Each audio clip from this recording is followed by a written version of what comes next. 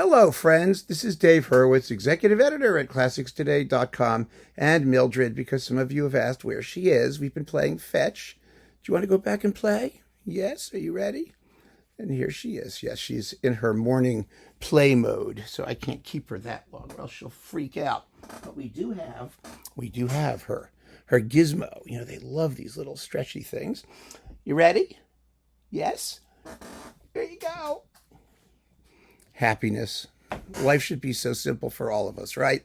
So here I am with the greatest recordings ever. Oh, yes. Now, some of you may have noticed in the course of these billions of videos that there are certain recordings that keep coming up. and you know, they are some of the greatest recordings ever, and some of them are personal favorites, and some are both. Well, here's a both. I really believe that this is one of the greatest recordings ever. Really stunning, superb. It is Brahms' Third, conducted by Bruno Walter with the Columbia Symphony Orchestra. And here it is. This is the version that comes in the Bruno Walter big box.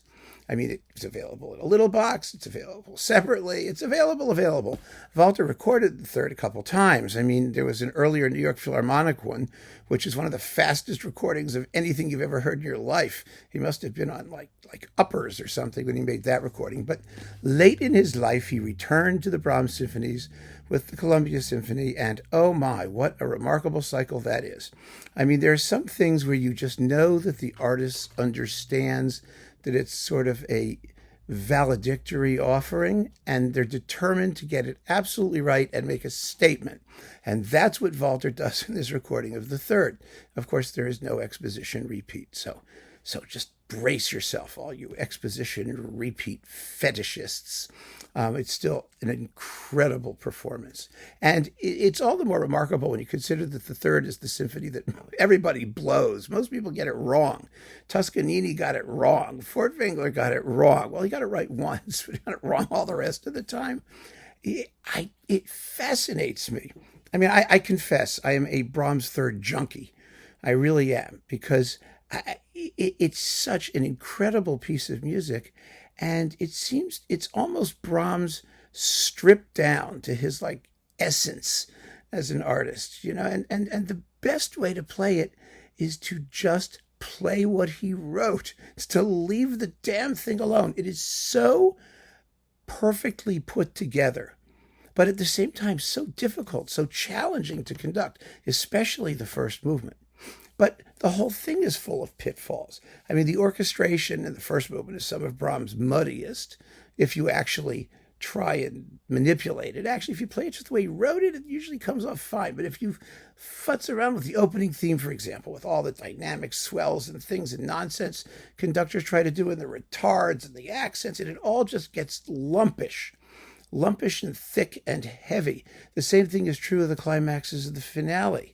I mean, and what do you do with that third movement? Do you play it relatively straight, or do you milk the opening theme for all it's worth and make it sound sappy and tacky and snoozy? And it's incredible. It's just incredible how many places there are to go wrong, and how many conductors actually take every opportunity they can to demonstrate how badly they can play the piece. I mean, it's astonishing. But Walter has none of those issues. You know, one of the things that makes Walter's recordings so amazing is that he understands where the climaxes are, how to get to them, how to get away from them, where you need to add emphasis, where you should hold back and let the music speak for itself as much as possible. I mean, he just understands the work, which makes sense because he was, of course, a contemporary of Brahms. And one of the things that absolutely blows my mind today is that we have all these authentic period whatever people telling us how to do Brahms, when the people who really were there, like Klemperer, Walter, and Toscanini, and a whole batch of them, survived to make stereo recordings, which are absolutely irreproachable in terms of their provenance, in terms of their understanding of the Brahmsian aesthetic, in terms of the way they deal with issues of performance practice. It's really kind of remarkable that we actually accept this folder all these people are telling us when the evidence is right here on the recordings. Anyway, Walter's Brahms we all know is wonderful. He's one of the great Brahms conductors, and not just because he was there, but because he really gets the music. He understands the idiom. And with the Third Symphony, because it ends quietly, it just seems to be jinxed. It really, really does. I just, you look at the score, and then you look at what people do, and you just scratch your head. And maybe it's because so much of the music is just so simple. I mean, simple in terms of straightforward. There's no fat on this symphony at all. There's no posturing or posing. There's no opportunity to try and make a statement where Brahms does not want the statement to be. You just have to play what's on the page and make it as clear and lucid as possible, and really pay attention to his notated dynamics. The very opening of the symphony is a case in point. Brahms doesn't mark it crescendo. It's just simple forte chords. And you can do a little crescendo. I mean, it doesn't hurt. It really doesn't launch the thing if you follow up with sustained momentum instead of constantly pulling the music back, which is what most conductors do. But you see that Brahms is saving the crescendo for the recapitulation or the coda, because there's the one moment where he gives that motive a really big crescendo, and that's when you do it. I mean, things like that. There's that sense of long-range planning you have to have. And not everybody, you don't have to do everything he does with absolute literalness and whatnot. I mean, nobody's saying that.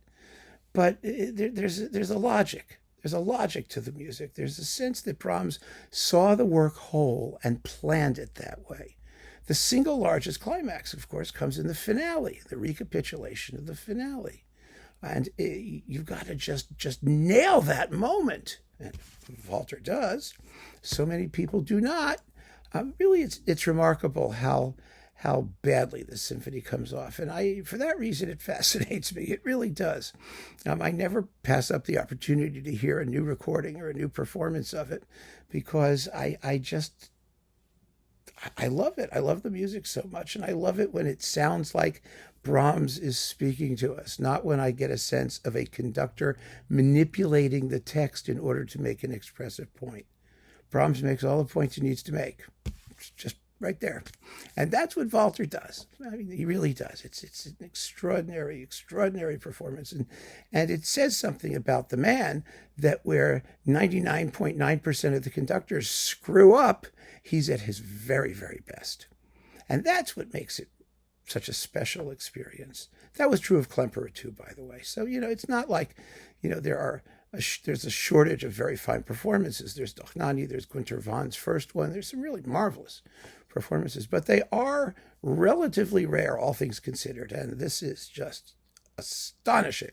So keep on listening, friends. Thanks for joining me. Take care.